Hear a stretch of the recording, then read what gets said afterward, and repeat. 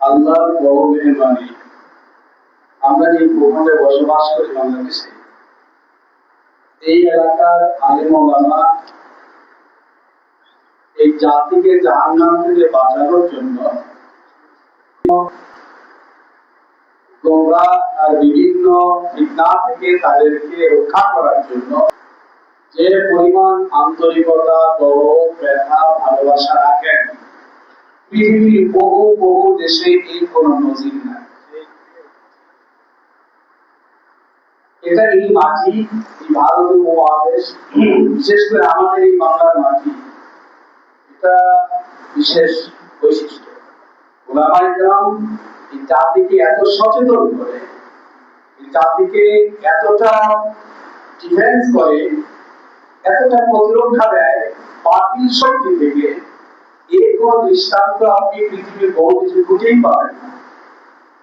জন্য দুনিয়ার যত রকম ফেরাতে বাতিল আছে, যত অপশক্তি আছে, যত তাগুতি শক্তি আছে, এদের একটা বড় লক্ষ্য থাকে, সেটা হলো এই দেশের জনগণ আলেমদেরকে ভালোবাসে, বিশ্বাস করে, দিন শেষে তাদের কথাই মেনে চলে।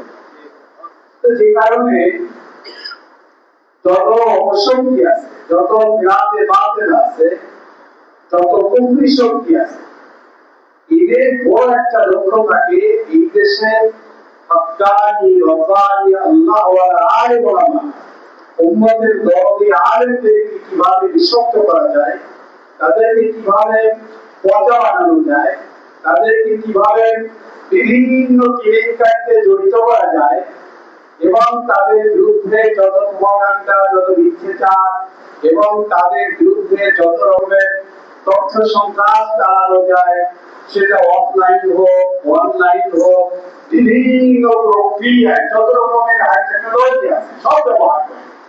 উদ্দেশ্য হচ্ছে আলেমদেরকে যদি বিষাক্ত করা যায়, পচা বানানো যায়, দুর্গন্ধযুক্ত বানানো যায়, আলেমদের চরিত্রকে যদি ধ্বংস করে দেওয়া যায়, কলঙ্ক লেপন করা যায়, তাহলে এই জাতিরা রাস্তার জায়গায় থাকলো না।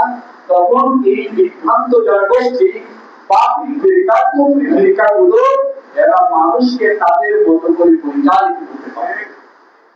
বাইজিদ খান কর্তৃক প্রতিষ্ঠিত হিজবুত তাওহীদ নিঃসন্দেহে একটি কুফরি সংস্থা।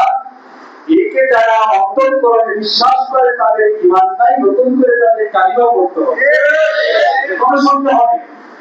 বাংলাদেশের রক্ষণশীল হক্কানি ওলামায়ে কেরামের চূড়ান্ত সিদ্ধান্ত এবং তাদের ফতোয়া, তারা মুসলিম নয়। মুসলমান শুধু দাড়ি টুপি রাখলেই মুসলমান হয় না, শিখরাও দাড়ি রাখে, আবার খ্রিস্টানরাও দাড়ি রাখে, টুপি পরে। তাহলে দাড়ি টুপি পাঞ্জাবি রাখলেই বা কিছু ইসলামিক পরিভাষা ব্যবহার করলেই সে যে মুসলিম হয় তা না। বিষয় আপনার ওলামায়ে কেরামের কাছ থেকে আলোচনা শুনেছেন, মাওলানা মুসা সাহেব খুবই গুরুত্বপূর্ণ কথা বলেছিলেন। আলহামদুলিল্লাহ, আমাদের সর্বশ্রদ্ধ মুরব্বী, আমাদের অত্যন্ত প্রিয় মানুষ, আল্লাহ মুফতি বায়তুল্লাহ জানি সাহেব আমার কথা খুবই গুরুত্বপূর্ণ কথা আপনাদের সাথে বলবেন।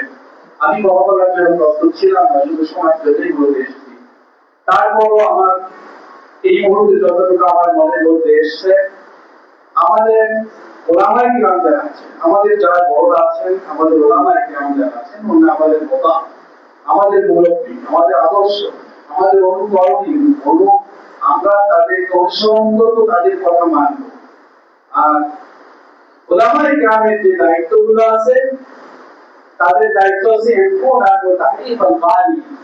সীমা লঙ্ঘনকে চরমপন্থীদের সীমা লঙ্ঘনকে এবং অঞ্চলকে তারা পথরোধ করবে, এবং বাতিল পন্থীদের মিথ্যাচারকে একেবারে প্রবর্তনা করবে, এবং যারা কোরআন এবং হাদিসের অপব্যাখ্যা করে, এটা জাতিকে আঙ্গুল দিয়ে ধরিয়ে দিবে যে বাতিল ফিতনা করে কোরআন সুন্নাহ অপব্যাখ্যা করছে। যেমন হিজবুত তাওহীদ নামে এই কুফরি সম্প্রদায়ের নেতা সহ এখানকার যারা আছে, জাতিকে বিভ্রান্ত করছে। এইটা আজকে ওলামায়ে কেরাম এখানে নিয়ে এসেছেন, অনেক কাজ থাকে, অনেক ব্যস্ততা, এর মধ্যে এই জাতিকে জাহান্নাম থেকে রক্ষা করার জন্য, এই জাতির ঈমানকে হেফাজত করার জন্য তারা কিন্তু সময় দিচ্ছেন। তা আমাদের সৌভাগ্য করা দরকার আলহামদুলিল্লাহ। এটা আমাদেরকে এত বড় উপকারটা করছেন হয়তো আমরা বুঝতাম না। তাদেরও মুখে কিছু ধর্মীয় পরিভাষা আছে, তাদের মুখেও কিছু পড়াখানিতে বলা শোনা যায়, কিন্তু এই কথা তো আসলে এর মধ্যে রয়েছে শুভাঙ্করের বাকি। এই জন্য আমাদের একটা নামটা কত সুন্দর আছে, এক লোক বুড়া মানুষ, তার একটা নাতনি ছিল। তো নাতনি ছিল এই একটা বুড়া মানুষ, তো নাতনি তাকে পালছে বুঝছে। এখন তাদের কয়েকজন কাজের লোক দরকার, একটা কাজের লোক পয়সা দিয়ে গেছে। রাখার পরে নাতনিটাও বড় হচ্ছে, তোমাকে তো এই ছেলেটার সাথে কাজের লোকের সাথে তার সম্পর্ক তৈরি হলো। একটা পর্যায়ে সেও স্বাভাবিক হয়ে গেছে, আর এই কাজের লোকটাও স্বাভাবিক। এরকম অবস্থায় একদিন হঠাৎ করে নাতনিটাকে খুঁজে পায় না। এখন মুরব্বী মানে কিন্তু ডাক দিতেছে, ঘটনা কিন্তু ঘটেছে। সে দেখে যে নাতনিও নাই, আবার কাজের লোকও নাই, তিনি মনে কাজ করছে। এই মুরব্বী জিজ্ঞেস করলো, বাবা তোমার নাম কি? সে যখন নিয়োগ দেয়, বলে আমার নাম হলো নাতিন জামাই। বলে নাতিন জামাই কি করে মানুষের নাম হয়? বলে হ্যাঁ, আমার আব্বা আম্মা খুব আদর করে নাতিন জামাই নাম আছে। তো মনে করলো ঠিক আছে, সে স্বাভাবিক ভাবে নিচ্ছে যে ঠিক আছে নাতিন জামাই তো হইতেই পারে, কত রকম নাম রাখে। তো এখন তাকে নাতিন জামাই বলে ডাকে, এদিকে নাতনিও নেই। এরপরে দৌড়াচ্ছে বাজারের মধ্য দিয়ে, লোকেরা জিজ্ঞেস করে আজ সাহেব একটু শরীর মানুষ ভদ্র মানুষ ইমান দৌড়াচ্ছেন, তার ঊর্ধ্বশ্বাসে একেবারে ধরে যায়। বললো যে ভাই আমার নাতনি নাই। গেছি একবারে নাতিন জামাই। তা আশ্চর্য, আমার নাতিন জামাই তো নাতনি কি নেবে, তাহলে আপনার এত ভালো লাগে এটি আপনার টেনশন কি? ভাই তা তো আসলে নামের নাতিন জামাই, কাজের নাতিন জামাই। তো আমাদের সমাজে যত বিভ্রান্ত জনগোষ্ঠী, যত কপি শক্তি, যেমন কাজিয়া আহমদিয়া মুসলিম জামাত, কি চমৎকার নাম। এরপর হিজবুত তাওহীদ, কি চমৎকার নাম। এটা হলো ওই নাতিন জামাই।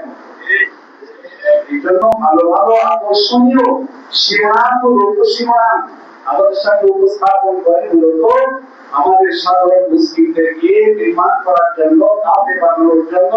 তাদের পেছনে বিশাল শক্তি আছে, অনেক অর্থ আছে। আপনি দেখবেন তাদের সঙ্গে যখন সংঘাত হয় তখন কিন্তু প্রশাসন তাদের পক্ষেই যায়। চরমনায় কৃষকের সাথে যখন দেওয়ানবাগি কি হলো, সংঘাত হলো, তখন প্রশাসন কিন্তু দেওয়ানবাগির পক্ষে। কারণ দুনিয়ার যত বাতিল শক্তি আছে এদের সঙ্গে সারা দুনিয়া প্রশাসন কাজ করে। হকপন্থীদের সাথে এই প্রশাসন গুলো কাজ করতে চায় না, দেখায় থাকে। এটাই নিয়ম। নবীদের সঙ্গে সংঘর্ষ কাদের? নবীদের সঙ্গে রাষ্ট্রের তন্ত্রের সংঘর্ষ হয়েছে। রাষ্ট্রযন্ত্র নবীদের বিরোধিতা করেছে। সুতরাং আমরা মুসলিম, আমাদের ইমানকে আমরা রক্ষা করতে চাই। আমাদের জীবনের চাইতে, আমাদের অর্থের চাইতে, আমাদের সম্মানের চাইতে, আমাদের ছেলে মেয়ের চাইতে, আমাদের মা বাবার চাইতে, আমাদের জীবনের চাইতেও আমাদের ইমানের দাম। সুতরাং যে কোনো মূল্যে ইমান আমাদেরকে রক্ষা করতেই হবে। আমাদেরকে যে গাইডেন্স দিবেন, যে রাহবার দিবেন, যে নির্দেশনা দিবেন, আমরা একজন মুসলিম হিসাবে আমাদের দায়িত্ব হচ্ছে আমাদের মুরব্বীদের কথা আমরা মেনে চলবো এবং তাদেরকে অনুসরণ করবো। তাহলে আমাদের জীবনের রাস্তা আমরা পেয়ে যাবো, আমাদের কাঙ্ক্ষিত লক্ষ্যে আমরা পৌঁছতে পারবো। এজন্য দেখুন নবীদের আমলও কি হয়েছে। মুসা আলাইহিস সালামের বিরুদ্ধে একটা নারী কেলেঙ্কারি দেওয়া হয়েছে। ইউসুফ আলাইহিস সালামকে নারী কেলেঙ্কারিতে জড়ানো হয়েছে এবং কিয়ামত পর্যন্ত হক্কানি রব্বানি অনেক উলামায়ে কেরামকে দেখবেন পরিকল্পিতভাবে সাজানো নাটক হিসাবে উলামায়ে কেরামকে নানা রকমের নারী কেলেঙ্কারিতে জড়িত করা হয়। কারণ এটা এমন এক ব্যাধি, এটা এমন এক অভিযোগ, এইটা দেওয়ার সঙ্গে সঙ্গে অনেক সময় কাছের লোকজন না বুঝতে পেরে ভুল বুঝে তাদেরকে করে সরিয়ে দেয়।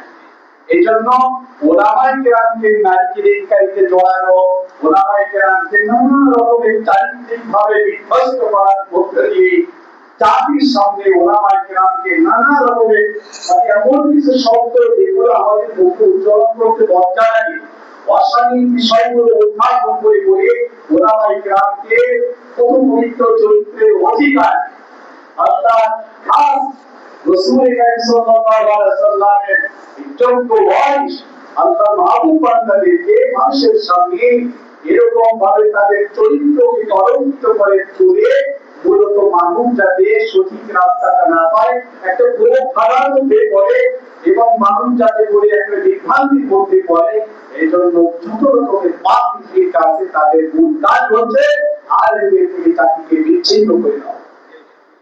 এবং সেটাই হচ্ছে হিজবুত তাওহীদের এই মানুষগুলো যা করছে এটা তাই করছে এবং যত বাকি ফিরকা আছে সবাই তাই করবে।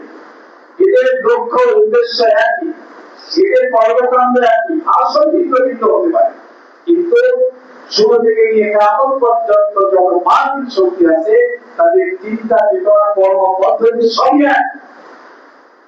যুগ ভেদে স্থান কাল পাত্র ভেদে বিভিন্ন রকমের পরিবর্তন হতে পারে, কিন্তু তার মূল লক্ষ্য থেকে সরে যায় না।